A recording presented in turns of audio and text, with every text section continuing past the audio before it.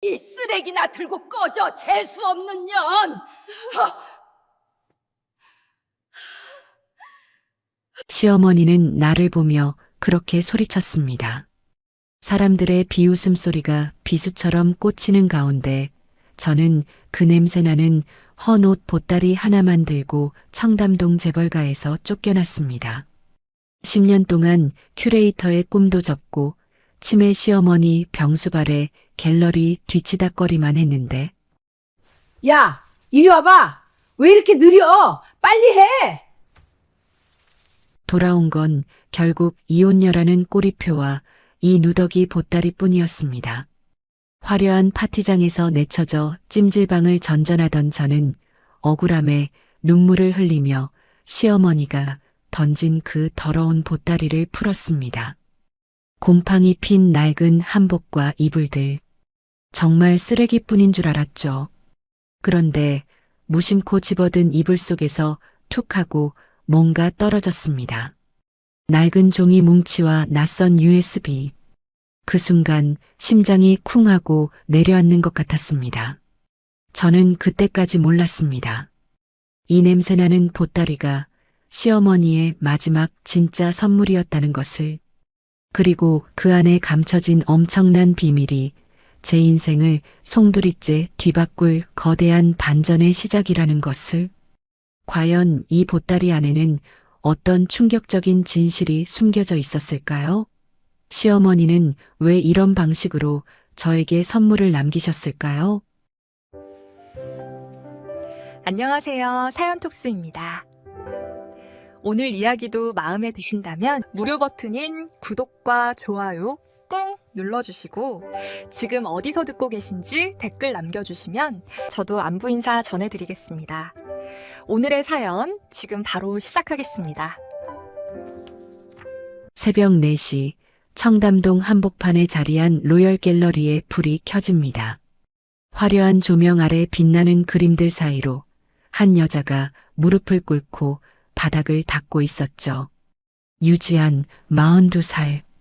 10년 전만 해도 이곳의 전문 큐레이터였던 유지안은 이제 이 집안의 며느리이지만 사실상 고급 하녀나 다름없는 존재가 되어버렸습니다. 유지안의 하루는 언제나 똑같았어요. 먼저 2층으로 올라가 시어머니 홍 여사의 방문을 두드립니다.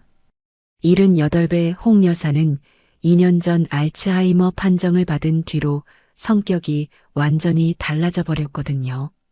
예전엔 우아하고 지적이었던 분이 이젠 물건을 집어 던지고 욕설을 퍼붓는 호랑이 시어머니가 되어버린 겁니다. 어서 들어와. 빨리 안 들어와? 홍 여사의 날카로운 목소리가 들려왔습니다. 유지아는 조용히 문을 열고 들어갔죠. 방 안가득 퀴퀴한 냄새가 진동했어요. 요강이 넘쳐 흐르고 있었거든요. 이것도 못 치우고 뭐 했어? 쓸모없는 것.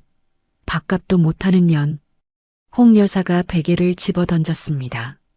지안의 얼굴에 베개가 맞았지만 지안은 그저 묵묵히 요강을 들고 화장실로 향했어요. 이런 일은 이제 익숙했으니까요. 요강을 비우고 깨끗이 씻어낸 뒤 홍 여사를 씻기고 옷을 갈아입혔습니다. 그 과정에서도 홍 여사는 계속해서 지안의 팔을 꼬집고 핥히었죠. 재수 없는 년. 우리 도준이한테 붙어먹기만 하는 거머리 같은 년. 얼굴도 곰팡이 냄새 나는 게 꼴불견이야. 지안의 팔에는 이미 시퍼런 멍 자국이 여러 개 나 있었습니다. 하지만 지안은 아무 말도 하지 않았어요. 그저 시어머니의 손톱을 조심스럽게 깎아드리고 아침 약을 챙겨드렸죠. 홍 여사를 돌보는 건 힘들었지만 지안에겐 이상하게도 이 일이 의무처럼 느껴졌습니다. 아무도 알아주지 않는 일이었지만 지안은 묵묵히 해냈어요. 물 떠와. 빨리. 홍 여사가 또 소리쳤습니다. 지안은 주방으로 달려가 따뜻한 물을 컵에 담아왔어요. 홍 여사는 그 물을 받아 마시더니 갑자기 지안의 얼굴에 물을 뿌렸습니다. 차가워. 이걸 물이라고 가져와? 물은 따뜻했지만 홍 여사의 인지 능력이 흐려진 상태였죠. 지아는 얼굴에 뚝뚝 떨어지는 물을 닦으며 다시 물을 가져왔습니다.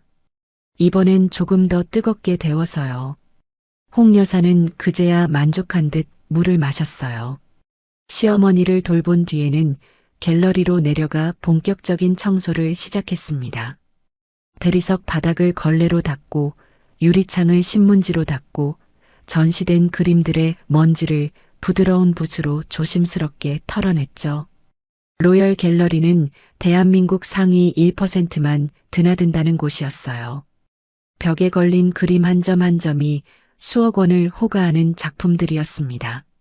지아는 특히 VIP룸에 각별한 신경을 썼어요. 이곳엔 가장 귀한 그림들이 걸려 있었거든요. 사다리를 타고 올라가 남편이 얼마 전 들여온 19세기 프랑스 인상파 화가의 작품이라고 알려진 그림 앞에 섰습니다. 조심스럽게 먼지를 털어내는데 문득 이상한 느낌이 들었어요. 붓터치가 너무 정교했거든요. 인상파 특유의 거친 느낌이 없었죠. 게다가 물감의 균열 상태도 100년이 넘은 그림치고는 너무 멀쩡했습니다. 지아는 10년 전 큐레이터 시절의 감각이 되살아나는 걸 느꼈어요. 이 그림 혹시 위작은 아닐까? 하지만 그런 생각을 입 밖에 낼 순 없었습니다. 지금의 지아는 전문가가 아니라 그저 청소부일 뿐이었으니까요. 야, 뭘 그렇게 빤히 쳐다봐? 갑자기 뒤에서 날카로운 목소리가 들렸어요. 놀란 지안이 뒤돌아보니 남편 박도준이 팔짱을 낀 채 서 있었습니다. 45의 박도준은 명품 슈트로 치장했지만 그의 눈빛엔 예술에 대한 애정 따윈 없었죠. 오직 돈만 보였습니다. 아무것도 아니에요. 먼지를 털고 있었어요. 먼지나 잘 털어. 쓸데없는 생각은 하지 말고. 도준이 냉정하게 말했습니다. 지아는 고개를 숙였어요. 오늘 갤러리 작가 초청 파티 있는 거 알지? 일주일 후면 갤러리 개관 30주년 기념 파티야. 손님들 많이 오니까 주방에서 나오지 마. 얼굴 내밀면 창피하니까. 네. 지아는 작은 목소리로 대답했습니다. 도준은 그렇게 말하곤 구두 뒤축으로 바닥을 쿵쿵 밟으며 사무실로 들어가 버렸어요. 지아는 그 자리에 멍하니 서 있었습니다. 10년 전만 해도 이 갤러리의 주인공 중 하나였는데 이젠 숨어 지내야 하는 신세가 되어버렸죠. 오전 10시가 되자 갤러리 직원들이 출근하기 시작했습니다. 젊고 예쁜 여직원들이 킥킥거리며 복도를 지나갔어요. 지안이 바닥을 닦고 있는 모습을 보고는 수군거렸습니다. 저 사모님 진짜 불쌍하지 않아? 매일 저렇게 청소하고. 불쌍하긴. 돈 보고 결혼했는데 뭘. 지금 후회해도 늦었지. 맞아. 도련님도 이제 지긋지긋한가 봐. 요즘 사모님 쳐다보지도 않던데. 직원들의 목소리가 지안의 귀에 또렷하게 들렸습니다. 지안은 걸레를 꽉 쥐었지만 표정은 무덤덤하게 유지했어요. 이미 수없이 들어온 소리였으니까요. 오후가 되자 파티 준비가 한창이었습니다. 케이터링 업체 직원들이 샴페인과 오드브를 준비했고 플로리스트들이 화려한 꽃꽂이를 갤러리 곳곳에 배치했죠. 지아는 주방 한 구석에 몸을 숨긴 채 그 모습을 지켜봤습니다. 한때는 지안도 저런 파티의 주인공이었는데 이젠 숨어서 지켜볼 수밖에 없는 신세가 되어버렸어요. 저녁 6시 손님들이 하나둘씩 도착하기 시작했습니다. 화려한 드레스를 입은 귀부인들과 고급 양복을 차려입은 신사들이 샴페인 잔을 들고 그림을 감상했어요. 웃음소리와 대화소리가 갤러리를 가득 채웠습니다. 지안은 주방 문틈 사이로 그 모습을 바라봤죠. 문득 지안의 눈에 낯선 여자 한 명이 들어왔습니다. 30대 초반으로 보이는 그 여자는 머리부터 발끝까지 명품으로 치장하고 있었어요. 도준이 그 여자 옆에 바짝 붙어서 뭔가 설명하고 있었습니다. 둘의 모습이 묘하게 친밀해 보였죠. 저 여자는 누구지? 지안의 가슴이 불안하게 두근거렸습니다. 하지만 곧 고개를 저었어요. 쓸데없는 생각이라고 자신을 다독였죠. 파티가 한창일 때 지안은 몰래 사무실로 들어갔습니다. 갤러리의 현재 경영 상태 장부를 확인하고 싶었거든요. 컴퓨터를 켜자 빨간색 글씨로 가득 찬 장부가 나왔어요. 마이너스 30억, 마이너스 50억, 채무 70억. 로열 갤러리는 겉으로는 화려했지만 속은 텅 빈 상태였던 겁니다. 지안의 손이 떨렸습니다.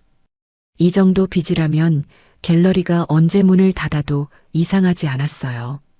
도준이 대체 무슨 짓을 한 걸까요? 지안은 장부를 더 넘겨봤습니다. 그런데 이상했어요. 팔린 그림들의 목록이 실제 소장품 목록과 달랐거든요. 이건 설마? 지안의 눈이 커졌습니다. 혹시 도준이 그림을 빼돌린 건 아닐까?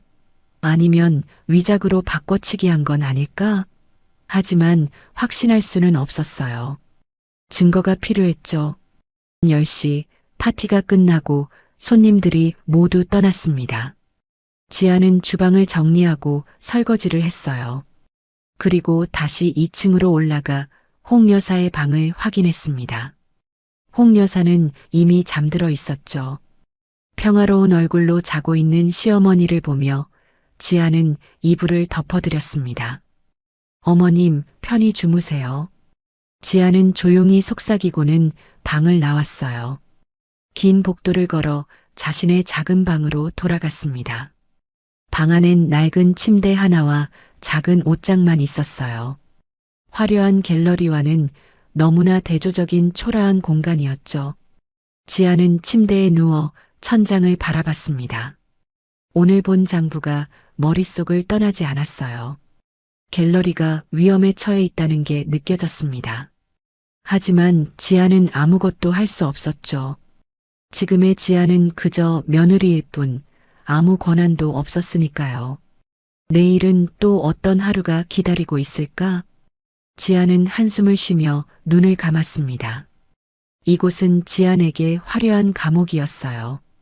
떠나고 싶지만 떠날 수 없는, 정신이 오락가락하는 시어머니를 두고 갈 수 없는 그런 곳이었죠. 그러나 지안은 아직 몰랐습니다. 평화로워 보이는 이 갤러리에 이미 큰 폭풍이 다가오고 있다는 거요. 일주일이 지났습니다. 로열 갤러리 개관 30주년 기념 파티 날이 밝았어요. 갤러리 전체가 화려한 꽃과 샴페인으로 장식됐습니다. 지안은 새벽부터 주방에 갇혀 음식 준비를 도왔죠.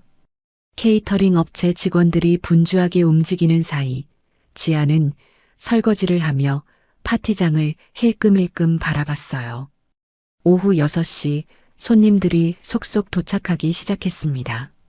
재벌 회장님들, 유명 화가들, 정치인들까지 청담동 최고 상류층이 모두 모였어요. 지안은 도준의 지시대로 주방 안쪽 구석에 몸을 숨겼습니다. 문틈 사이로 파티장을 바라보는 게 전부였죠. 여러분, 잠시 주목해 주십시오. 도준의 목소리가 마이크를 타고 울려 퍼졌습니다. 지안은 조심스럽게 문틈으로 고개를 내밀었어요.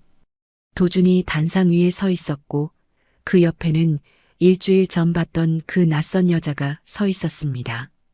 오늘 이렇게 뜻깊은 자리에 귀한 분들을 모시게 되어 영광입니다. 로열 갤러리가 개관한 지 벌써 30년이 됐네요. 손님들이 박수를 쳤습니다. 도준은 만족스러운 표정으로 계속 말을 이어갔어요. 그동안 저희 갤러리를 사랑해주신 여러분께 감사드립니다. 그리고 오늘 특별한 손님을 소개하려고 합니다. 도준이 옆에 선 여자의 어깨에 손을 올렸습니다. 지안의 가슴이 철렁 내려앉았어요.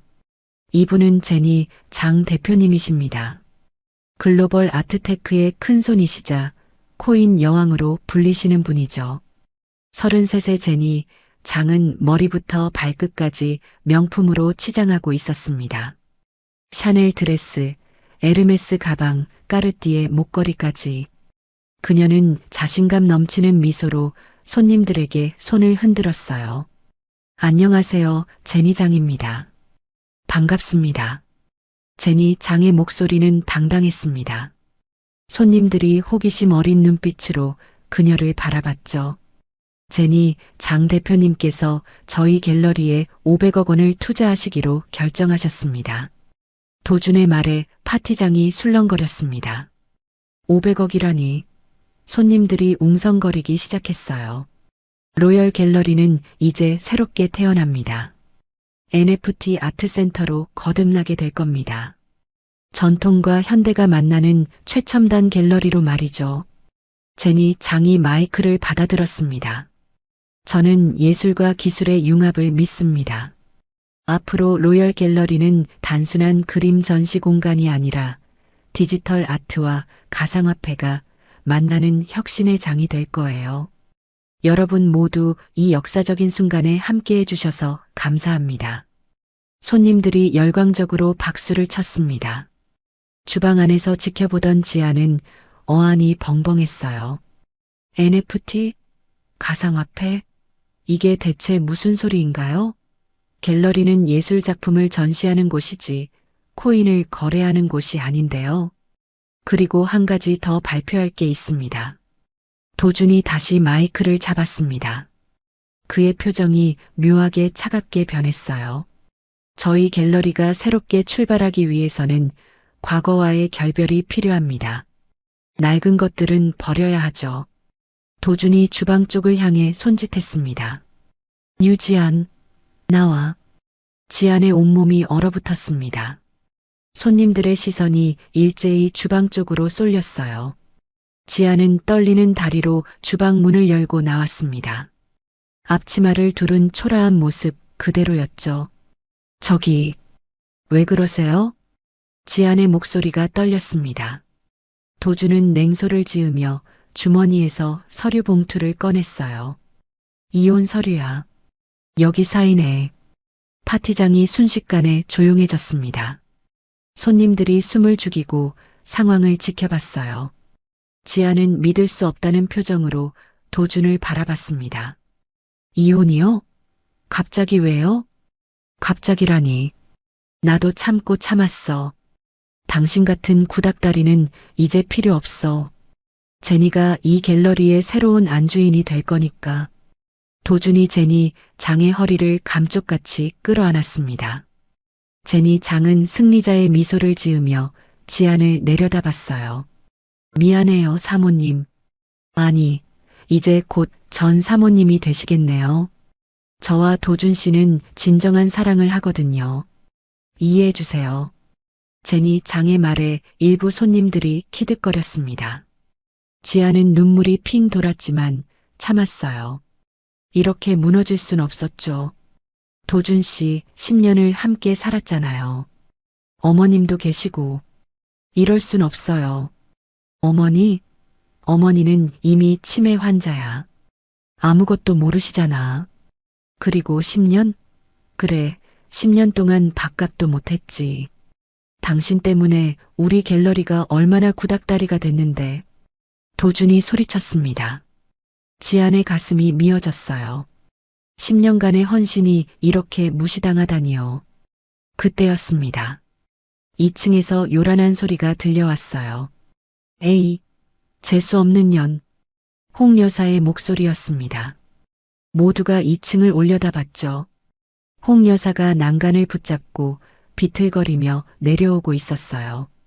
손에는 퀴퀴한 냄새가 나는 낡은 보따리가 꽁꽁 묶여져 있었습니다. 어머님, 위험해요. 지안이 급히 달려가 홍 여사를 부축하려 했지만 홍 여사는 지안의 손을 뿌리쳤습니다. 손대지 마. 밥값도 못하는 년. 우리 집에 붙어먹기만 하는 거머리 같은 년. 홍 여사가 계단을 내려와 파티장 한가운데로 걸어왔어요. 손님들이 뒤로 물러섰습니다. 홍 여사가 들고 있는 보따리에서 곰팡이 냄새가 진동했거든요. 당장 내 집에서 나가. 썩 나가라고. 홍 여사가 지안의 머리채를 잡는 척하며 소리쳤습니다.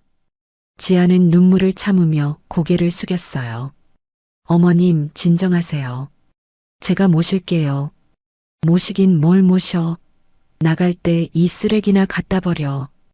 홍 여사가 보따리를 지안의 가슴팍에 세게 집어 던졌습니다. 묵직한 보따리가 지안의 몸에 부딪혔어요.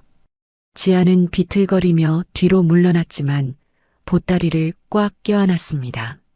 보따리는 매듭이 단단히 묶여 있고 먼지가 펄펄 났죠. 으윽, 무슨 냄새야? 손님들이 코를 막았습니다. 보따리에서 퀴퀴한 곰팡이 냄새가 진동했거든요. 제니 장은 손수건으로 코를 막으며 비웃었어요. 역시 수준이 다르네요. 쓰레기 며느리한테는 쓰레기나 주는 게 딱이네.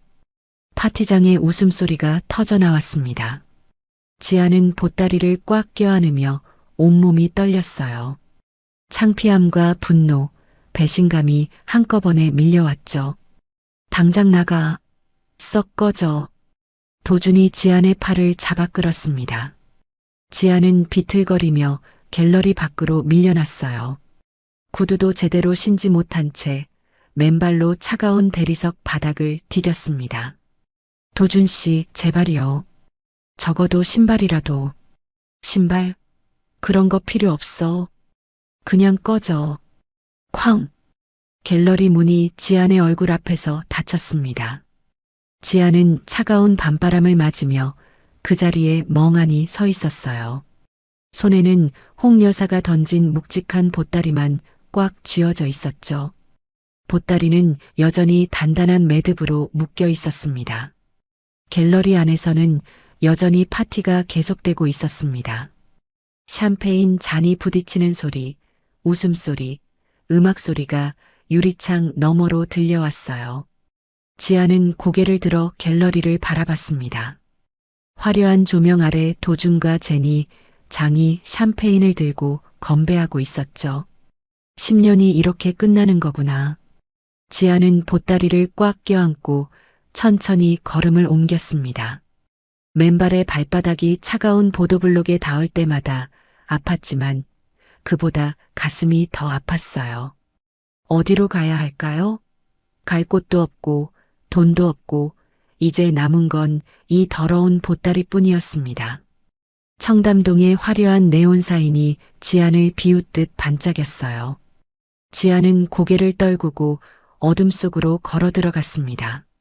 하늘에서 차가운 빗방울이 떨어지기 시작했죠. 지안은 그 빗속을 걸으며 생각했습니다. 이제 어떻게 살아야 하지? 빗속을 한참이나 걸은 지안은 허름한 여관 앞에 멈춰 섰습니다. 간판에는 삼성여관이라는 글씨가 희미하게 빛나고 있었어요. 지아는 주머니를 뒤져 돈을 확인했습니다. 10만 원이 전부였죠.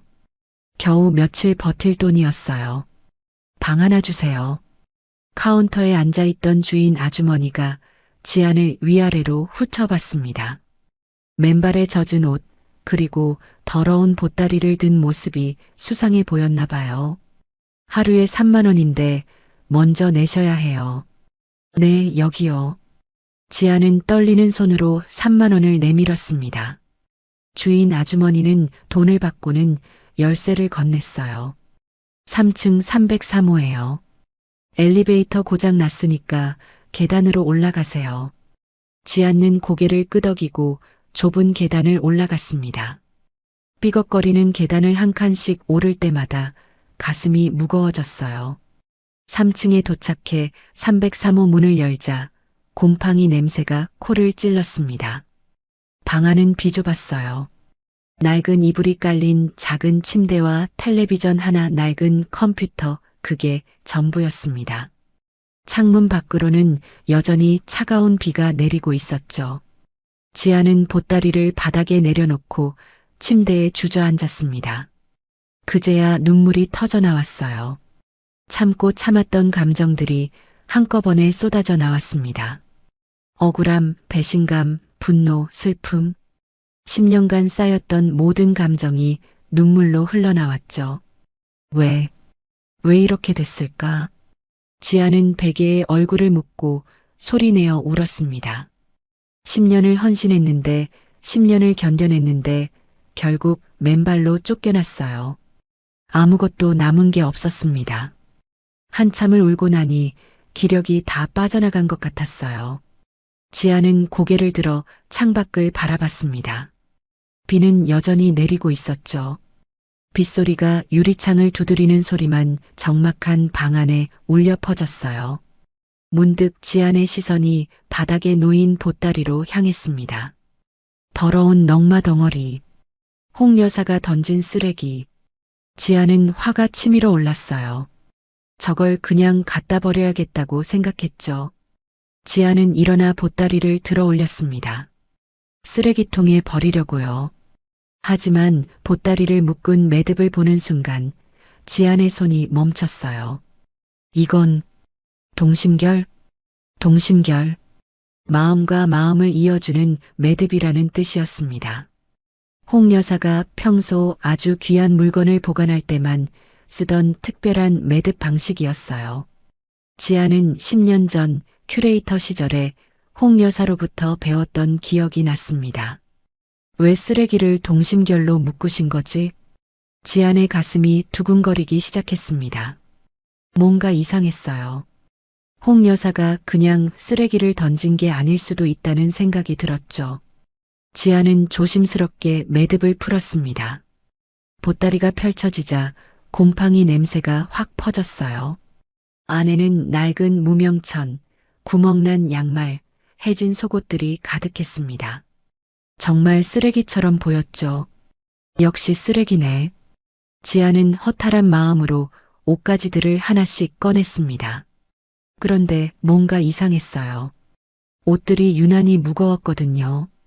특히 누비배자 하나가 다른 옷들보다 훨씬 묵직했습니다. 지아는 누비배자를 들어 올려 자세히 살펴봤어요. 안감 부분이 살짝 트어져 있었습니다. 마치 일부러 찢어놓은 것처럼요. 지아는 떨리는 손으로 그 틈새에 손을 넣어봤습니다. 뭔가 딱딱한 게 손에 잡혔어요.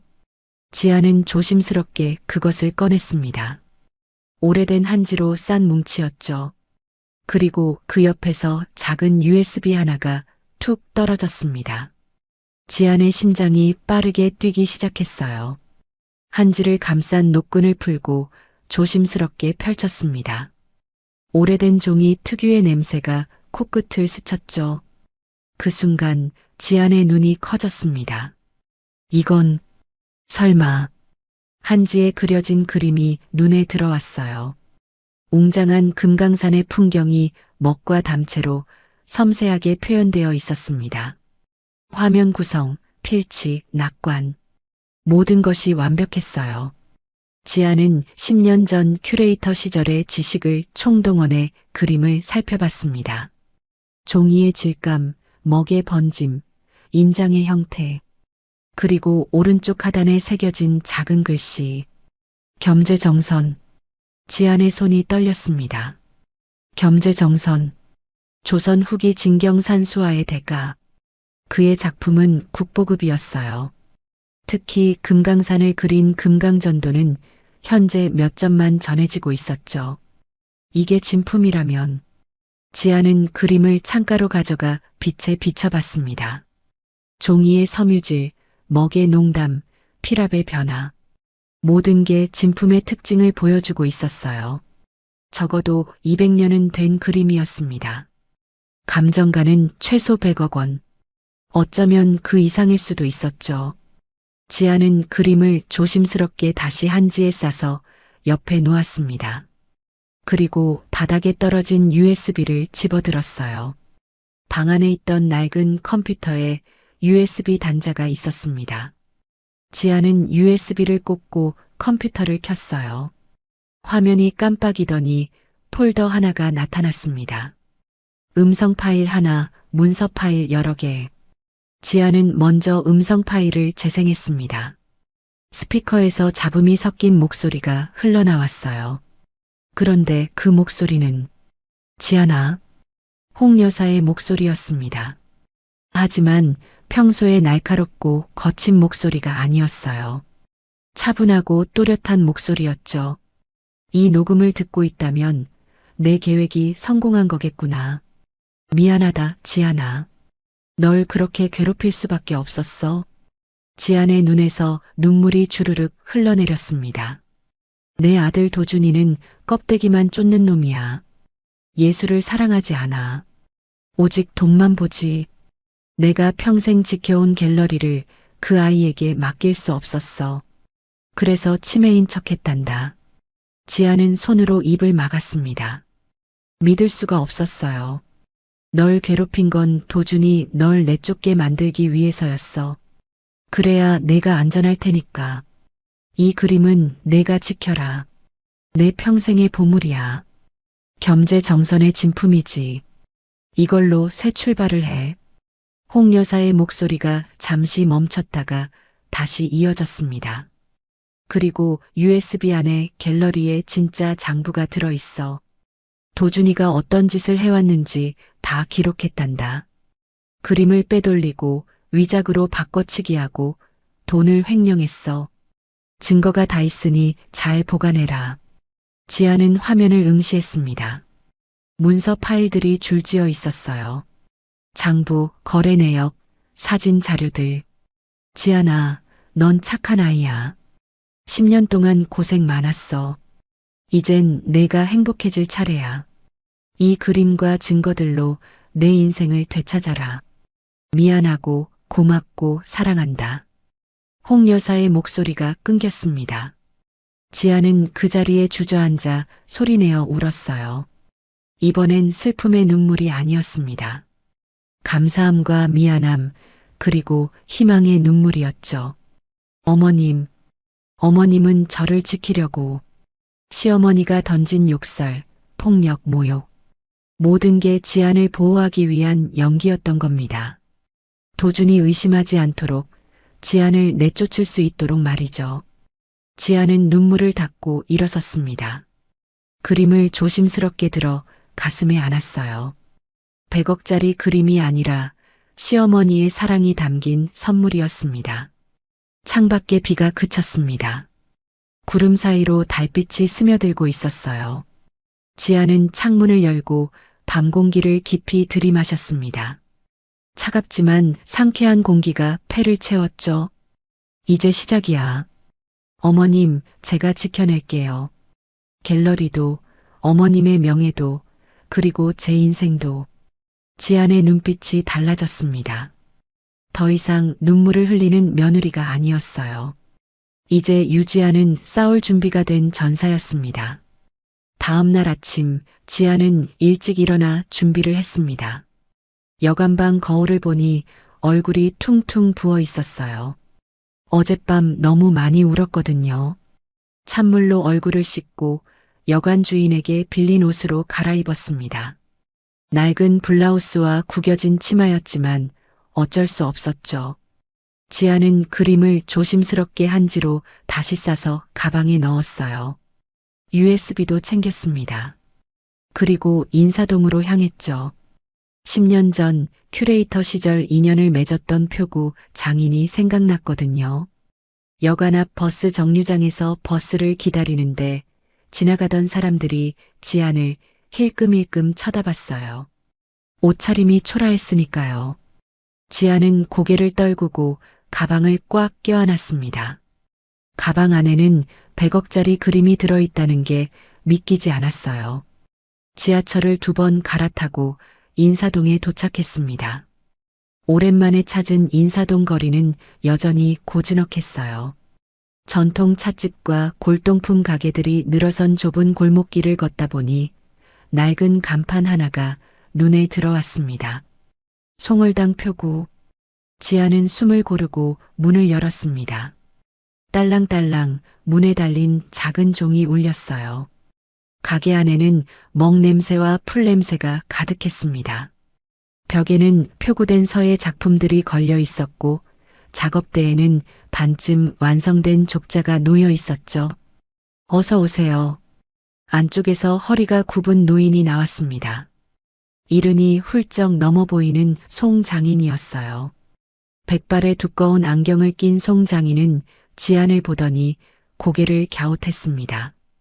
혹시 유 선생님 아니신가요? 송장인님, 저 기억하세요? 지안의 눈에 눈물이 핑 돌았습니다. 10년 만에 만난 반가운 얼굴이었거든요. 아이고, 유 선생님, 10년 만이네요. 로열 갤러리 큐레이터 하시던 분 맞죠? 그런데 무슨 일이세요? 안색이 안 좋아 보이는데. 송장인이 걱정스러운 눈빛으로 물었습니다. 지아는 잠시 망설이다가 솔직하게 말했어요. 장인님, 급하게 부탁드릴 게 있어서 왔어요. 그림 하나를 봐주셨으면 하는데요. 그림이요? 물론이죠. 어디 한번 봅시다. 송장인이 작업대로 안내했습니다. 깨끗한 천을 깔고 조명을 켰어요. 지아는 조심스럽게 가방에서 그림을 꺼냈습니다. 한지를 펼치자 겸재정선의 금강전도가 모습을 드러냈죠. 송장인의 눈이 커졌어요. 안경을 벗었다 다시 쓰며 그림을 자세히 들여다봤습니다. 이건 설마. 송장인은 돋보기를 들고 그림의 세부를 꼼꼼히 살펴봤어요. 종이의 질감, 먹의 번짐, 인장의 형태, 낙관의 필체까지요. 손가락으로 종이의 두께를 확인하고 먹의 색감을 유심히 관찰했습니다. 한참을 들여다보던 송장인이 천천히 고개를 들었어요. 유 선생님, 이거 진품입니다. 겸재정선의 진품이에요. 지안의 심장이 빠르게 뛰었습니다. 예상은 했지만 전문가의 확인을 받으니 더욱 확실해졌어요. 종이만 봐도 최소 200년은 됐어요. 조선시대 한지 특유의 질감과 색감이 남아 있습니다. 그리고 이 필력, 이 구도. 겸재가 아니면 이렇게 못 그려요. 금강전도 중에서도 특히 완성도가 높은 작품이네요. 보존 상태도 기적적으로 좋고요. 감정가는 얼마나 될까요? 최소 100억은 넘을 겁니다. 어쩌면 그 이상일 수도 있어요. 국보급이니까요. 경매에 내놓으면 미술관들이 서로 가져가려고 난리가 날 겁니다. 지아는 안도의 한숨을 쉬었습니다.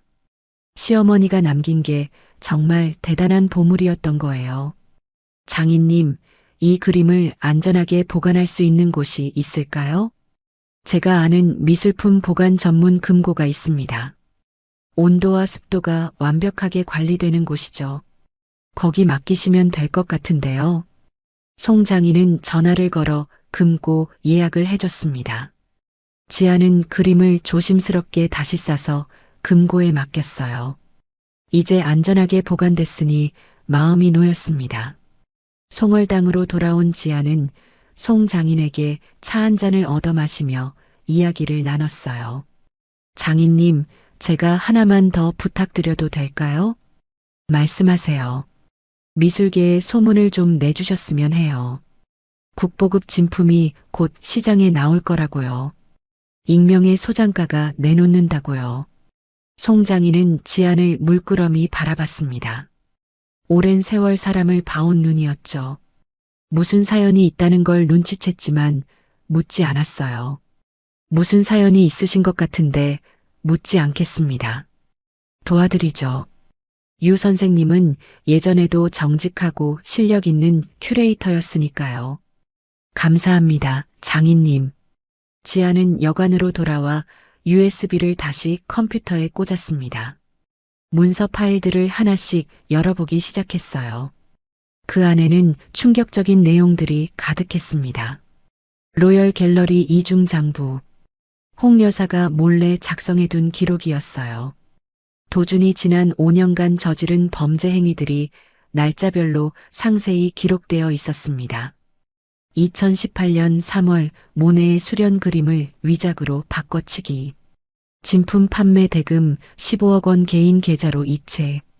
거래처 명단과 계좌 번호까지 상세히 기록되어 있었어요. 2019년 7월 르누아르 작품 위작 구매 후 진품으로 둔갑시켜 고객에게 판매. 차액 8억 원 횡령, 위작 구입처와 판매 고객 정보까지 모두 적혀 있었습니다. 2020년 12월 갤러리 운영 자금 20억 원 무단 인출하여 개인 주식 투자, 주식 거래 내역서, 사본까지 첨부되어 있었죠. 목록은 끝이 없었습니다. 지안의 손이 떨렸어요. 도준이 이렇게까지 했다니요.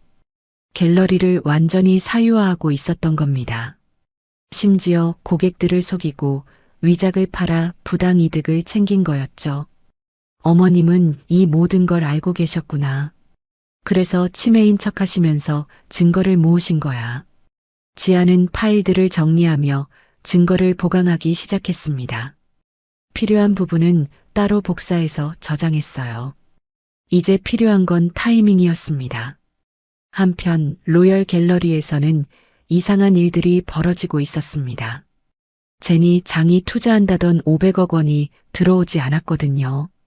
도준은 매일 제니 장에게 전화를 걸었지만 제니 장은 계속 핑계를 댔어요. 도준 씨, 조금만 기다려요. 코인 시장이 지금 불안정해서 현금화하는데 시간이 걸리고 있어요. 하지만 시간이 지나도 돈은 들어오지 않았습니다. 오히려 제니 장이 들여온 NFT 그림들에 대한 고객 항의가 빗발치기 시작했어요. 이게 무슨 그림이에요? 온라인에서 3만 원에 파는 인쇄물이잖아요. 400만 원 주고 샀는데 이건 사기 아니에요? 환불해 주세요. 갤러리로 항해 전화가 쏟아졌습니다. 도준은 당황했어요. 제니 장을 다그쳤지만 제니 장은 태연했습니다. 예술은 주관적인 거예요. 가치를 모르는 사람들이 뭐라 하는 거죠. 신경 쓰지 마요. 하지만 상황은 더 나빠졌습니다. 제니 장이 투자한다던 코인이 폭락하기 시작한 거예요. 뉴스에서도 나왔습니다. 제니 장 씨가 홍보한 코인 하루 만에 90% 폭락. 투자자들 패닉 상태. 도준은 식은땀을 흘렸습니다. 설마 제니 장이 사기꾼인 건 아니겠죠? 하지만 불안감은 점점 커져갔어요. 갤러리 대출 상환일이 다가왔습니다. 50억 원을 갚아야 했는데 통장은 텅 비어 있었죠. 도준은 제니 장에게 매달렸어요. 제니, 돈 좀 빌려줘. 정말 급해.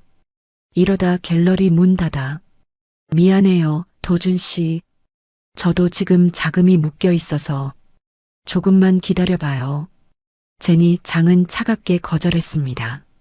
도준은 머리를 쥐어뜯었어요. 사방이 막힌 느낌이었습니다. 지아는 멀리서 로열 갤러리를 바라봤습니다. 화려했던 갤러리가 서서히 무너지고 있는 게 보였어요. 지아는 조용히 속삭였습니다. 어머님, 제가 찾을게요. 당신이 평생을 바쳐 지킨 갤러리의 명예도, 제 잃어버린 10년도. 며칠 후 미술계에 소문이 퍼지기 시작했습니다. 송 장인이 조심스럽게 입소문을 낸 거예요. 겸재정선의 금강전도 진품이 곧 시장에 나온대요. 정말요? 익명의 소장가라던데 누구래요? 모르죠. 하지만 송월당 장인님이 직접 확인했다니 진품이 맞을 거예요. 소문은 빠르게 퍼져나갔습니다. 미술 수집가들, 갤러리 관장들, 심지어 박물관 큐레이터들까지 귀를 쫑긋 세웠어요. 국보급 진품이라니 누구나 탐낼 만한 작품이었죠. 그 소문은 결국 도준의 귀에도 들어갔습니다. 도준은 눈에 불을 켰어요. 겸재정선 진품? 그거 하나만 손에 넣으면 모든 빚을 갚을 수 있어. 도준은 미술계 인맥을 동원해 소장가를 찾기 시작했습니다. 하지만 아무도 소장가의 정체를 알지 못했어요. 유지아는 완벽하게 익명으로 숨어 있었으니까요. 지아는 여관방에서 조용히 미소 지었습니다. 계획대로 되고 있었어요. 이제 본격적인 반격이 시작되는 겁니다. 도준은 갤러리 사무실에서 초조하게 전화를 붙잡고 있었습니다. 미술계 인맥들에게 전화를 돌리며 겸재정선 그림의 소장가를 찾고 있었어요. 정 회장님, 혹시 그 그림 소장가가 누군지 아세요? 제가 꼭 사야 하는데. 글쎄요, 도준 씨. 저도 궁금한데 아무도 모르더라고요. 완전히 익명이래요. 전화를 끄는 도준은 책상을 쾅 내리쳤습니다. 대출 상환일은 코앞인데 돈은 없고 제니 장은 도통 연락이 안 되고 답답했어요. 그때 갤러리 직원 한 명이 사무실로 들어왔습니다. 관장님, 파티 당일 CCTV 영상 정리하다가 이상한 거 발견했는데요. 이상한 거? 도준이 화면을 켰습니다. 파티날 2층 복도를 비추는 CCTV 영상이었어요. 홍 여사가 방에서 나와 보따리를 들고 계단으로 향하는 모습이 찍혀 있었죠. 여기 보세요. 어머님이 들고 내려간 보따리요. 직원이 화면을 확대했습니다. 홍 여사가 들고 있는 보따리가 유난히 묵직해 보였어요. 홍 여사가 무게 때문에 비틀거리는 모습이 보였죠. 도준의 눈이 커졌습니다. 저 보따리, 설마. 도준은 재빨리 다른 각도의 영상을 확인했어요. 유지안이 보따리를 껴안고 갤러리 밖으로 나가는 장면이 나왔습니다. 그림이 저 안에 있었던 거야. 도준은 벌떡 일어났습니다. 어머니가 던진 쓰레기 보따리 안에 100억짜리 그림이 숨겨져 있었던 거예요. 그리고 그걸 유지안이 가져갔다는 뜻이었죠. 당장 유지안 그 여자 찾아. 도준은 직원들을 시켜 유지안의 행방을 추적했습니다. 신용카드 사용 내역을 확인하니 삼성여관에서 묵고 있다는 게 밝혀졌어요. 도준은 제니 장에게 전화를 걸었습니다. 제니, 그림 찾았어. 유지안 그 여자가 가지고 있어. 정말요? 그럼 당장 가서 빼앗아 와야죠. 제니 장의 목소리가 급해졌습니다. 사실 제니 장도 궁지에 몰려 있었거든요. 코인 사기 의혹이 불거지고 있었고 투자자들의 압박이 거세지고 있었어요. 내가 아는 사람들 데리고 갈게요. 오늘 밤에 처리하죠.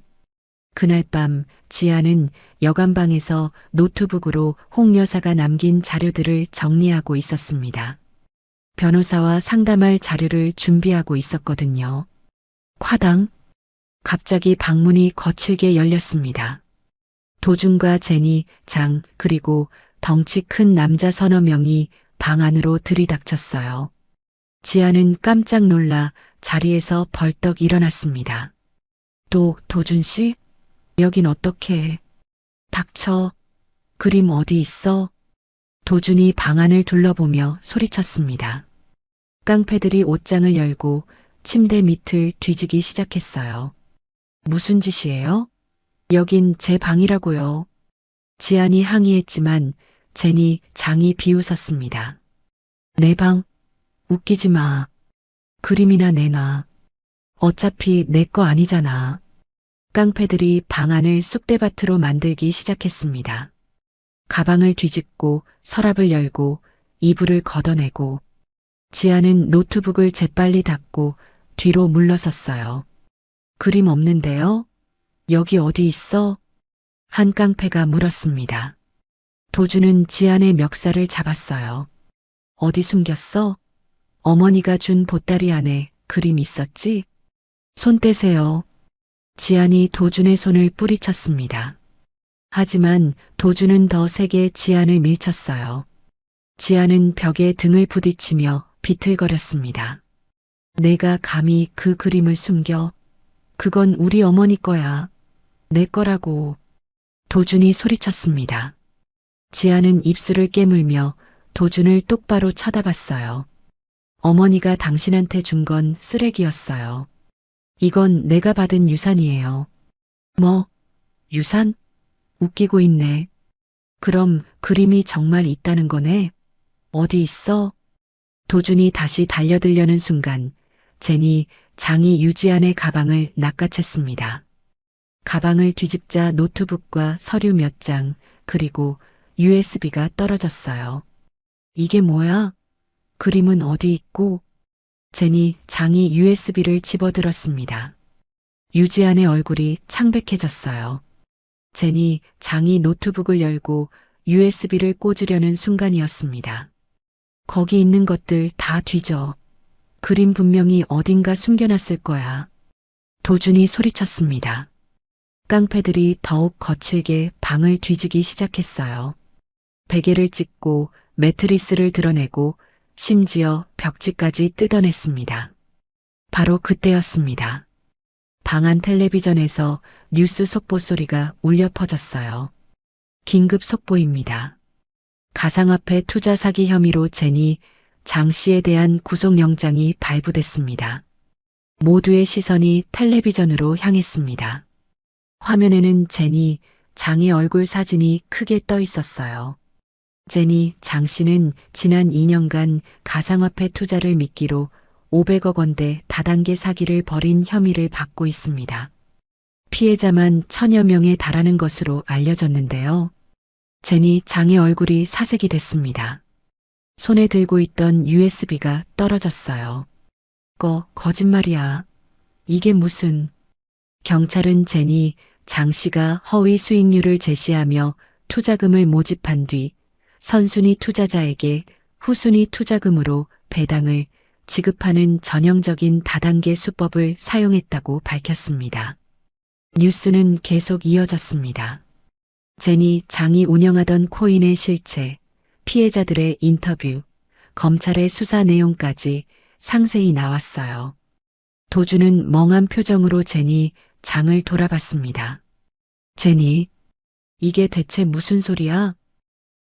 도준 씨, 이건 오해예요. 제가 설명할게요. 제니 장이 도준에게 다가가려 했지만 도준은 뒤로 물러섰습니다. 오해? 500억짜리 사기가 오해라고? 도준의 머릿속이 하얗게 변했어요. 갑자기 모든 게 이해됐습니다. 제니 장이 투자한다던 500억이 들어오지 않았던 이유, NFT 그림들이 싸구려였던 이유, 코인이 폭락한 이유, 모두 사기였던 거예요. 그럼 갤러리 건물 담보는? 도준이 떨리는 목소리로 물었습니다. 제니 장은 대답하지 못했어요. 도준은 무릎이 꺾이며 바닥에 주저앉았습니다. 내가 사기꾼한테 속았어? 갤러리를 담보로 잡혔다고? 도준은 머리를 쥐어뜯었습니다. 30년 역사의 로열 갤러리, 어머니가 평생을 바쳐 지킨 갤러리를 제니 장이라는 사기꾼에게 넘긴 거였어요. 이용까지 하고 유지안까지 쫓아내고 뭐 하려고 이런 짓을. 도준의 목소리가 떨렸습니다. 깡패들도 상황을 파악하고는 슬그머니 방을 빠져나가기 시작했어요. 제니 장도 서류 가방을 들고 도망치려 했습니다. 잠깐, 어디가? 도준이 제니 장의 팔을 잡았습니다. 하지만 제니 장은 도준을 밀쳐내고 복도로 뛰쳐나갔어요. 죄송해요, 도준 씨. 전 살아야 해요. 제니 장이 계단을 내려가는 발소리가 멀어졌습니다. 도준은 그 자리에 주저앉아 멍하니 앉아 있었어요. 지아는 바닥에 떨어진 USB를 주워 담으며 조용히 말했습니다. 이제야 정신 차리셨나요? 탐욕의 대가가 이런 거예요. 도준은 고개를 들어 지안을 바라봤습니다. 원망과 후회, 분노가 뒤섞인 눈빛이었죠. 다 내 탓이야. 내가 그림만 내놨어도. 제 탓이요? 당신이 저를 내쫓지 않았으면, 어머님을 무시하지 않았으면, 갤러리를 돈벌이 수단으로만 보지 않았으면 이렇게 안 됐을 거예요. 유지아는 차갑게 말했습니다. 도준은 아무 말도 하지 못했어요. 유지안의 말이 맞았으니까요. 이제 나가세요. 경찰 부르기 전에요. 유지안의 목소리에는 더 이상 두려움이 없었습니다. 도준은 비틀거리며 일어나 방을 나갔어요. 복도를 걷는 도준의 뒷모습은 처량했습니다. 지아는 문을 닫고 쑥대밭이 된 방 안을 돌아봤습니다.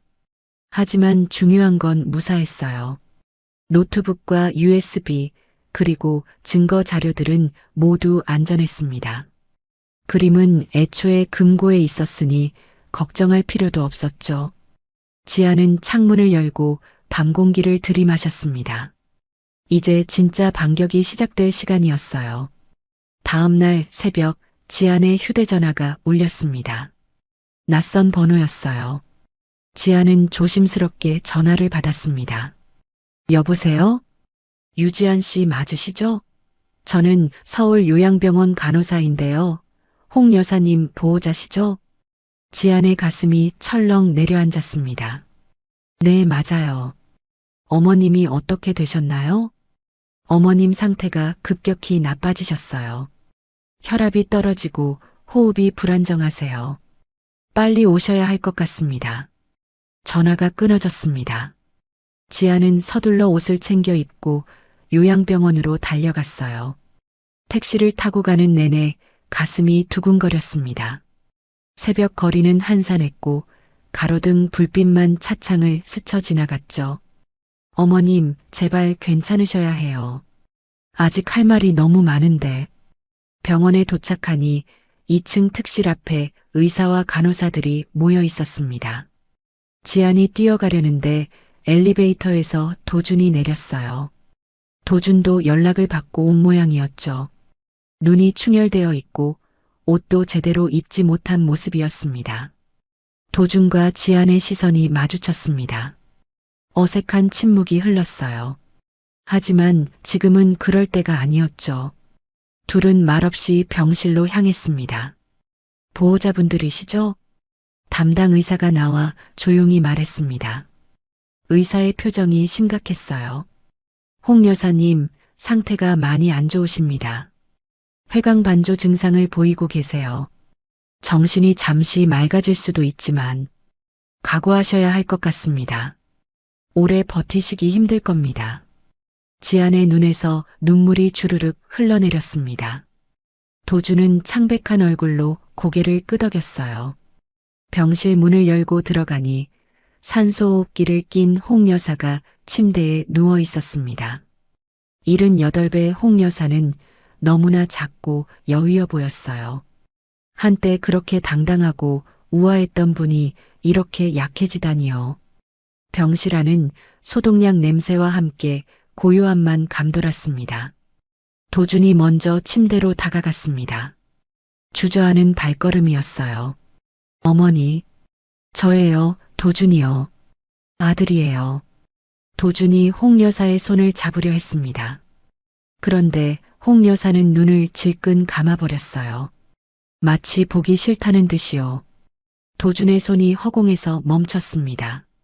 어머니, 제발이요. 제가 잘못했어요. 정말 잘못했어요. 용서해 주세요. 도준의 목소리가 떨렸습니다. 하지만 홍 여사는 여전히 눈을 감은 채 미동도 하지 않았어요. 심지어 고개를 살짝 돌려 외면하는 것 같았습니다. 지안이 조심스럽게 침대 반대편으로 다가갔습니다. 그리고 홍 여사의 다른 손을 부드럽게 잡았어요. 차갑고 마른 손이었지만 지안은 두 손으로 그 손을 감싸며 따뜻하게 녹여주려 했습니다. 어머님, 저예요. 지안이에요. 왔어요. 그 순간 기적처럼 홍 여사의 눈이 천천히 떠졌습니다. 흐릿했던 눈빛이 지안을 향했어요. 홍 여사의 입가에 희미한 미소가 번졌습니다. 마치 오랜만에 사랑하는 사람을 만난 것처럼요. 아나. 홍 여사의 목소리는 가늘었지만 또렷했습니다. 2년 동안 들어본 적 없는 따뜻한 목소리였어요. 네, 어머님. 제가 왔어요. 여기 있어요. 지아는 눈물을 흘리며 홍 여사의 손을 꽉 잡았습니다. 홍 여사의 손은 차갑고 말랐지만 지안의 손을 꽉 쥐는 힘이 느껴졌어요. 춥지.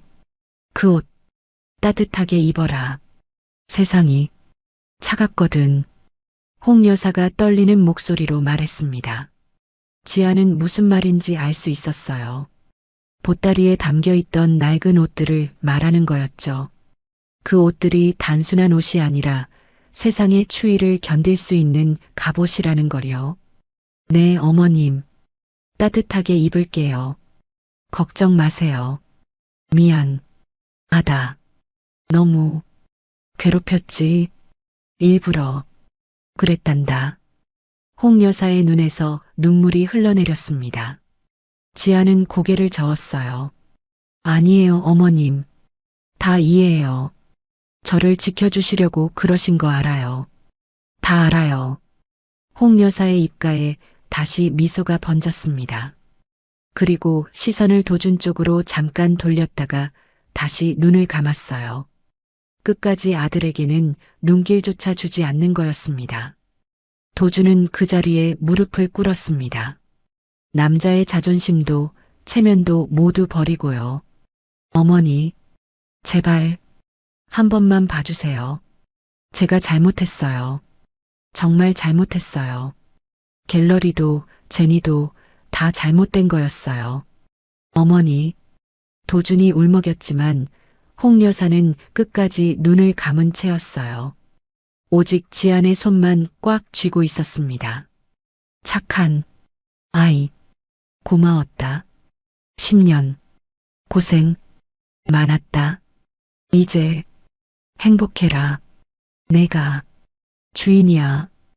홍 여사의 목소리가 점점 작아졌습니다. 지아는 홍 여사의 손에 입 맞췄어요. 어머님 사랑해요. 정말 사랑해요. 감사해요. 홍 여사는 마지막으로 지안을 바라보며 미소 지었습니다.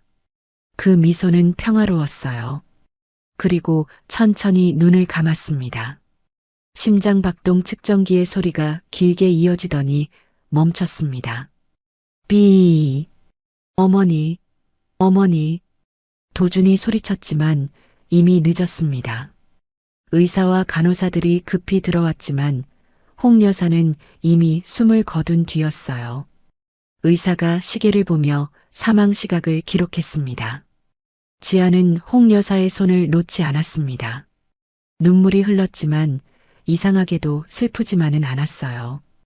홍 여사가 편안해 보였거든요. 오랜 싸움을 끝내고 마침내 쉴 수 있게 된 것 같았습니다. 어머님, 이제 편히 쉬세요. 제가 지킬게요. 어머님이 지키시려던 모든 것을요. 장례식은 조촐하게 치러졌습니다. 로열 갤러리 직원들과 미술계 원로 몇 분이 조문을 왔어요. 도주는 상주로 앉아 있었지만 정작 장례 준비는 모두 유지안이 했습니다. 영정사진 선택부터 조화 주문, 문상객 응대까지요. 3일장이 끝나고 홍 여사의 유언장이 공개됐습니다. 변호사 사무실에 도준과 지안이 마주 앉았어요. 둘 사이에는 무거운 침묵만 흘렀습니다. 고인께서 2년 전 알츠하이머 판정을 받기 직전에 작성하신 유언장입니다. 변호사가 봉투를 열었습니다. 유언장에는 홍 여사의 뜻이 명확히 적혀 있었어요. 본인 사후 로열 갤러리의 운영권과 모든 소장품의 관리 권한은 며느리 유지안에게 양도한다. 건물 소유권의 50% 역시 유지안에게 증여한다. 도준의 얼굴이 새하얗게 변했습니다. 믿을 수가 없다는 표정이었어요. 이게 무슨 소리예요? 제가 친아들인데. 이건 말도 안 돼요. 유언장은 법적으로 유효합니다. 고인께서 정신이 온전한 상태에서 공증받으신 문서입니다. 2명의 증인도 있고요. 변호사가 차분하게 설명했습니다. 도준은 머리를 쥐어뜯었어요. 어머니는 끝까지 저를, 끝까지 유지하는 유언장을 받아들었습니다. 그 안에는 홍 여사의 친필 편지도 함께 들어 있었어요. 지안아, 내 아들은 예수를 사랑하지 않는다. 돈만 쫓는 아이가 되어버렸구나. 너는 다르다. 너는 진심으로 그림을 사랑하고 예술의 가치를 아는 아이야. 부탁한다. 로열 갤러리를 지켜다오. 내가 평생을 바친 이곳을 진짜 예술의 공간으로 만들어다오. 지아는 편지를 읽으며 눈물을 흘렸습니다. 하지만 이번 눈물은 슬픔의 눈물이 아니었어요. 결심의 눈물이었죠. 변호사 사무실을 나서며 도준이 지안을 붙잡았습니다. 유지안, 제발. 갤러리만은 우리 어머니가 평생 지킨 곳인데. 유지안은 도준의 손을 뿌리쳤습니다. 맞아요. 어머님이 평생 지킨 곳이에요. 그런데 당신은 그걸 사기꾼한테 넘겼잖아요. 이제 제가 지킬 거예요. 어머님의 뜻대로요. 지아는 돌아서서 걸어갔습니다.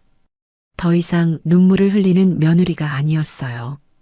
이제 지아는 누군가의 며느리가 아니라 자기 인생의 주인으로서 그리고 로열 갤러리의 새로운 수호자로서 서 있었습니다.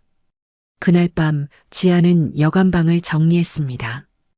홍 여사가 남긴 보따리를 다시 펼쳐봤어요. 낡고 해진 옷들이었지만 이제는 달라 보였습니다. 이건 단순한 옷이 아니었어요. 며느리가 세상의 추위를 견딜 수 있도록, 시련을 이겨낼 수 있도록 시어머니가 입혀준 갑옷이었던 겁니다. 지아는 그중 가장 두꺼운 누비 배자를 꺼내 입어봤습니다. 낡았지만 따뜻했어요. 그리고 무엇보다 든든했죠. 어머님, 이제 싸우러 갑니다. 어머님의 갑옷을 입고요. 지아는 거울을 보며 조용히 다짐했습니다. 눈빛이 달라져 있었어요. 더 이상 두려워하지 않는 싸울 준비가 된 전사의 눈빛이었습니다. 홍 여사의 장례를 치른 지 일주일이 지났습니다. 로열 갤러리는 점점 더 깊은 수렁에 빠져들고 있었어요. 제니 장은 수배령이 내려진 후 완전히 잠적했고 도주는 혼자서 빚더미에 허덕이고 있었습니다. 2천만 원이라도 좋으니까 빌려주세요. 제발요. 도주는 지인들에게 전화를 돌렸지만 모두 핑계를 대며 전화를 끊었어요. 사기꾼과 엮인 갤러리에 돈을 빌려줄 사람은 아무도 없었죠. 결국 도주는 최악의 선택을 할 수밖에 없었습니다. 로열 갤러리 건물을 금매로 내놓기로 한 거예요. 30년 역사의 갤러리를 팔아치우는 순간이었습니다. 긴급 경매 공고. 청담동 로열 갤러리 건물. 시세의 70%의 금매. 공고가 나가자마자 부동산 업자들이 몰려들었습니다. 하지만 그들은 갤러리의 가치를 아는 사람들이 아니었어요. 오직 건물을 헐값에 사서 되팔 생각뿐인 하이에나 같은 사람들이었죠. 경매일 아침 로열 갤러리 전시실에는 30여 명의 사람들이 모여 있었습니다. 대부분 값싼 건물을 노리는 투기꾼들이었어요. 도주는 단상 위에 서서 창백한 얼굴로 사람들을 바라봤습니다. 오늘 이렇게 귀한 분들을 모시게 되어 아니, 바쁘신 와중에 와주셔서 감사합니다. 도준의 목소리가 떨렸습니다. 한때 당당하게 파티를 열던 그 남자는 이제 비굴해져 있었어요. 로열 갤러리는 30년 역사를 자랑하는 곳입니다. 최고의 입지에 있고, 됐고, 얼마부터 시작하나요? 시간 없으니까 빨리 합시다. 한 투기꾼이 무례하게 말을 끊었습니다. 다른 사람들도 킥킥거렸어요. 도준의 얼굴이 붉어졌지만 참을 수밖에 없었습니다. 감정가 200억 원에서 70%인 140억부터 시작하겠습니다. 140억, 145억, 150억. 사람들이 손을 들기 시작했습니다. 하지만 모두 건물만 보고 있었어요. 갤러리의 역사도 예술적 가치도 홍 여사가 평생을 바친 공간이라는 것도 아무도 신경 쓰지 않았죠. 바로 그때였습니다. 쿵! 갤러리 정문이 힘차게 열렸습니다. 모두의 시선이 입구로 향했어요. 검은색 정장을 차려입은 여자가 당당하게 걸어 들어왔습니다. 머리를 단정하게 올리고 자신감 넘치는 걸음걸이로요. 유지안이었습니다. 도준의 눈이 커졌습니다. 지안의 뒤로 몇 명의 사람들이 더 들어왔어요. 송월당 표구점의 송장인, 미술계의 저명한 원로 2분, 그리고 명함에 대형 로펌이 적힌 변호사까지. 저기 뭐 하는 거야? 도준이 떨리는 목소리로 물었습니다. 유지아는 단상 앞까지 걸어와 도준을 똑바로 쳐다봤어요. 경매 참여하러 왔어요. 문제 있나요? 네, 내가. 돈이 어디 있다고. 도준이 비웃으려 했지만 유지아는 전혀 흔들리지 않았습니다. 오히려 차분하게 가방에서 서류 뭉치를 꺼냈어요. 경매 시작하기 전에 여러분께 보여드릴 게 있습니다. 유지안이 동행한 변호사에게 고개를 끄덕였습니다. 변호사는 노트북을 열고 프로젝터를 켰어요. 갤러리 벽면에 화면이 크게 떠올랐습니다. 이건 로열 갤러리의 진짜 장부입니다. 화면에는 이중 장부 내용이 나타났습니다. 도준이 지난 5년간 저지른 범죄 행위들이 날짜별로 상세히 기록되어 있었어요. 2018년 3월 모네 작품을 위작으로 바꿔치기. 2019년 7월 르누아르 위작 판매. 2020년 12월 운영 자금 횡령. 변호사가 하나하나 읽어내려갔습니다. 사람들이 웅성거리기 시작했어요. 도준의 얼굴은 새하얗게 질렸습니다. 이건 조작이야. 거짓말이라고. 도준이 소리쳤지만 유지아는 침착하게 다음 화면을 넘겼습니다. 여기 거래 내역서, 계좌 이체 증명서, 위작 감정서까지 모두 있습니다. 고 홍 여사께서 직접 수집하신 증거들이죠. 화면에는 은행 거래 내역, 계좌번호, 심지어 위작을 구입한 업체의 영수증까지 빼곡히 나타났습니다. 도준은 아무 말도 할 수 없었어요. 그리고 이건 홍 여사님의 유언장입니다. 유지안이 공증된 유언장을 들어보였습니다. 본인 사후 로열 갤러리의 운영권과 모든 소장품의 관리 권한은 며느리 유지안에게 양도한다. 이 유언장은 2년 전 홍 여사께서 정신이 온전한 상태에서 작성하시고 공증받으신 법적 문서입니다. 경매장이 술렁였습니다. 사람들이 수군거렸어요. 그럼 저 여자가 진짜 주인이라는 거야? 횡령의 위작 유통까지? 이거 완전 사기 갤러리잖아. 투기꾼들이 하나둘씩 자리를 뜨기 시작했습니다. 범죄로 얼룩진 건물을 사고 싶은 사람은 없었거든요. 도준은 단상에서 내려와 유지안에게 달려들었습니다. 내가 어떻게 이럴 수 있어? 우리 어머니 유언장을 이렇게 써먹어? 어머님 유언장을 써먹는 게 아니에요. 어머님 뜻을 따르는 거죠.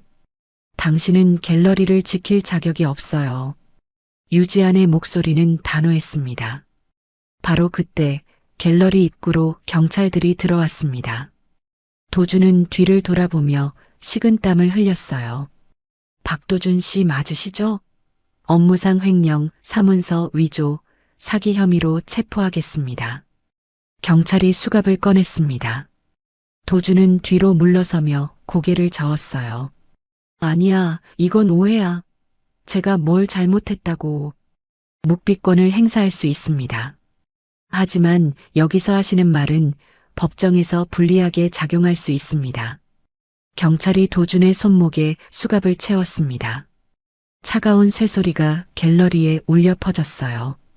유지안, 유지안. 도준이 지안을 향해 소리쳤습니다. 지안은 차갑게 도준을 내려다봤어요. 제발 살려줘. 내가 잘못했어. 정말 잘못했어. 고소 취하해줘. 응? 우리 10년 부부였잖아. 도준이 무릎을 꿇으며 애원했습니다. 하지만 지안의 표정은 변하지 않았어요. 10년 부부였다면 10년 동안 저를 괴롭히지 말았어야죠. 10년 동안 어머님을 배신하지 말았어야죠. 이제 그 대가를 치르세요. 유지안, 제발 어머니를 생각해서라도. 어머님을 생각하니까 이러는 거예요. 어머님이 평생 지키신 갤러리를 당신 같은 사람한테 맡길 순 없으니까요. 경찰들이 도준을 끌고 나갔습니다. 도준의 애원하는 목소리가 점점 멀어졌어요. 갤러리 안에 남은 사람들은 모두 유지안을 바라봤습니다. 유지안은 단상 위로 올라갔습니다. 그리고 조용히 말했어요. 로열 갤러리는 매각되지 않습니다. 저 유지안이 고 홍 여사님의 뜻을 이어받아 새롭게 시작하겠습니다. 진짜 예술을 사랑하는 공간으로 작가와 시민들을 위한 갤러리로 만들겠습니다. 미술계 원로들이 박수를 쳤습니다. 송장인도 미소를 지으며 고개를 끄덕였어요. 지아는 깊게 숨을 들이마셨습니다. 드디어 해냈습니다. 10년간 잃어버렸던 모든 것을 되찾았어요. 아니, 그보다 더 많은 걸 얻었습니다. 자신감, 당당함, 그리고 새로운 시작이요. 지아는 갤러리를 천천히 둘러봤습니다. 이제 이곳은 진짜 유지안의 공간이 될 거예요. 홍 여사가 꿈꾸던 진정한 예술의 성지로 말이죠. 창밖으로 햇살이 쏟아져 들어왔습니다. 지아는 그 빛을 받으며 조용히 미소 지었어요. 긴 어둠의 터널을 지나 마침내 빛을 찾아낸 순간이었습니다. 1년이 흘렀습니다. 청담동 한복판, 한때 로열 갤러리였던 그곳에 새로운 간판이 걸렸어요. 지안 갤러리라는 소박하지만 단정한 글씨가 햇살을 받아 빛나고 있었습니다. 오늘은 지안 갤러리의 재개관 기념일이었어요. 하지만 1년 전 호화로웠던 파티와는 전혀 달랐습니다. 화려한 샴페인 대신 따뜻한 차가, 값비싼 오드불 대신 정성스럽게 만든 주먹밥이 준비되어 있었죠. 갤러리 1층에는 신진 작가들의 그림이 걸려 있었습니다. 아직 유명하지 않지만 진심으로 예술을 사랑하는 젊은 작가들이었어요. 지아는 그들에게 무료로 전시 공간을 내어주고 있었습니다. 관장님, 정말 감사합니다. 이렇게 좋은 공간에서 전시할 수 있게 해주셔서요. 28배 신진 화가가 지안에게 인사했습니다. 지안은 부드럽게 미소 지었어요. 천만에요. 좋은 작품은 많은 사람들이 봐야 하니까요. 열심히 하세요. 2층에는 또 다른 공간이 마련되어 있었습니다. 미술치료 교실이었어요. 지역 어르신들이 모여 그림을 그리고 도자기를 빚고 서예를 쓰고 있었습니다. 웃음소리가 가득한 따뜻한 공간이었죠. 유 관장님, 제 그림 좀 봐주세요. 70이 넘은 할머니 한 분이 그림을 들어 보였습니다. 서툴지만 정성스럽게 그린 꽃그림이었어요. 우와, 정말 예쁘세요. 색감이 정말 좋으신데요? 지안이 진심으로 칭찬하자 할머니는 수줍게 웃었습니다. 이런 모습을 볼 때마다 지안은 뿌듯했어요. 이게 진짜 갤러리의 역할이구나 생각했죠. 저녁 6시 방문객들이 모두 돌아가고 갤러리는 조용해졌습니다. 지아는 직원들에게 먼저 퇴근하라고 하고 혼자 갤러리를 정리했어요. 바닥을 쓸고 전시물을 정돈하고 불을 끄며 하루를 마무리했습니다. 퇴근하기 전 지아는 갤러리 한편에 마련된 작은 공간으로 향했습니다. 추모 공간이었어요. 그곳 벽면에는 액자 하나가 걸려 있었습니다. 하지만 그 안에 든 건 귀한 그림이 아니었어요. 홍 여사가 1년 전 파티장에서 던졌던 바로 그 투박한 누비 배자였습니다. 곰팡이 냄새는 말끔히 사라지고 깨끗하게 손질되어 액자 안에 소중히 보관되어 있었죠. 지아는 액자 앞에 섰습니다. 그 옆에는 홍 여사의 영정 사진이 놓여 있었어요. 사진 속 홍 여사는 우아하게 미소 짓고 있었습니다. 어머님, 1년이 됐어요. 제가 잘하고 있는 거 맞죠? 지안이 조용히 속삭였습니다. 대답은 없었지만 지안은 홍 여사가 웃고 계실 거라고 믿었어요. 오늘도 신진 작가 세 팀이 전시 문의를 해왔어요. 그리고 어르신들 미술교실도 대기자가 20분이나 돼요. 어머님이 꿈꾸시던 갤러리가 되어가고 있는 것 같아요. 지아는 액자 속 누비 배자를 바라봤습니다. 1년 전만 해도 이게 쓰레기로 보였는데 이제는 세상 어떤 예술품보다 소중해 보였어요. 어머님의 사랑이 담긴 갑옷이었으니까요. 참 겸재정선 그림은 국립중앙박물관에 기증했어요. 많은 사람들이 볼 수 있게요. 어머님도 그걸 원하셨을 거라고 생각했어요. 지아는 1년 전 100억짜리 그림을 팔지 않고 박물관에 기증했습니다. 돈보다 더 중요한 게 있다는 걸 알았으니까요. 그림은 혼자 소유할 게 아니라 많은 사람들과 나눠야 한다는 걸 깨달았죠. 갤러리를 나선 지아는 차를 타고 집으로 향했습니다. 화려한 청담동을 벗어나 조용한 주택가로 들어갔어요. 지안의 집은 작은 2층 집이었습니다. 화려하지 않지만 아늑하고 따뜻한 곳이었죠. 현관문을 열고 들어서니 고요한 집 안에 지안의 발소리만 울렸습니다. 혼자 사는 집이었거든요. 하지만 쓸쓸하지 않았어요. 이제 지아는 혼자 있는 것이 편안했습니다. 지아는 주방으로 가서 앞치마를 둘렀습니다. 냉장고를 열고 재료들을 꺼냈어요. 두부, 애호박, 감자, 된장. 오늘은 된장찌개를 끓이기로 했습니다. 가스레인지에 불을 켜고 냄비에 물을 붓고 된장을 풀었어요. 보글보글 끓는 소리가 주방을 채웠습니다. 구수한 된장 냄새가 퍼져나갔죠.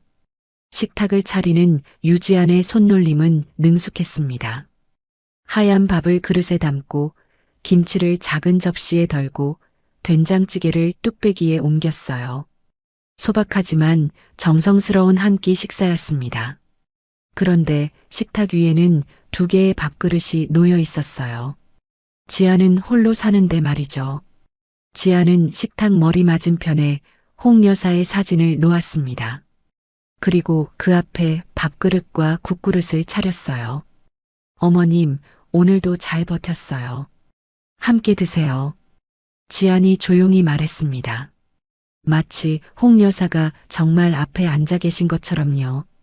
오늘 갤러리에서 재미있는 일이 있었어요. 75 할아버지 한 분이 처음으로 그림을 그리셨는데 평생 한 번도 붓을 잡아본 적이 없으시대요. 근데 그리시면서 눈물을 흘리시더라고요. 이렇게 행복한 적이 없다고요. 지아는 혼자 밥을 먹으며 하루 일을 이야기했습니다. 홍 여사 사진은 아무 대답도 하지 않았지만 지아는 행복했어요. 어머님과 함께 밥을 먹는 기분이었거든요. 참, 도준 씨는 징역 3년을 선고받았어요. 집행유예 없이요. 제가 용서하지 않았거든요. 잘못한 건 대가를 치러야 하니까요. 지안의 목소리는 담담했습니다. 복수가 아니었어요. 정이었죠. 밥을 다 먹고 설거지를 하며 지안은 창밖을 바라봤습니다. 멀리 청담동의 화려한 네온 사인이 반짝이고 있었어요. 하지만 지안의 집은 소박한 노란 불빛만 켜져 있었습니다. 화려하지 않지만 따뜻했어요. 값비싸지 않지만 진짜였습니다. 이제 지아는 껍데기가 아닌 본질을 아는 사람이 되었으니까요. 설거지를 마친 지아는 거실 소파에 앉아 차 한 잔을 마셨습니다. 창밖으로 별이 보였어요. 지아는 별을 보며 생각했습니다. 1년 전 그날 맨발로 갤러리에서 쫓겨났을 때 누가 상상이나 했을까? 내가 이렇게 다시 일어설 거라고. 보따리 하나 들고 비 맞으며 걷던 그날이 떠올랐습니다.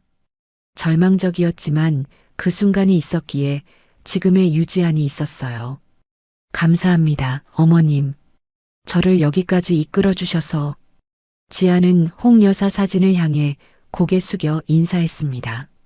그리고 침실로 들어가 누비배자와 똑같은 옷을 꺼냈어요. 홍 여사가 남긴 옷 중 하나였죠. 지아는 그 옷을 입고 침대에 누웠습니다. 낡았지만 따뜻했어요. 세상의 모든 추위를 막아주는 것 같았습니다. 눈을 감으니 홍 여사의 목소리가 들리는 것 같았어요. 잘했다, 지아나. 이제 넌 진짜 주인이 되었구나. 지아는 미소 지으며 잠에 빠져들었습니다. 긴 싸움을 마치고 마침내 평화를 찾은 사람처럼요. 내일은 또 다른 하루가 기다리고 있지만 이제 지아는 두렵지 않았어요. 청담동 며느리의 넝마주의 보따리는 이렇게 끝이 났습니다. 쓰레기 같았던 보따리가 인생을 바꾼 보물이 된 이야기. 그리고 버려졌던 며느리가 진짜 주인이 된 이야기였죠. 오늘도 끝까지 함께 해주셔서 진심으로 감사합니다. 오늘의 이야기가 마음에 남셨다면 댓글로 마음을 나눠주세요. 다음 이야기에서도 따뜻한 마음으로 다시 찾아뵙겠습니다. 감사합니다.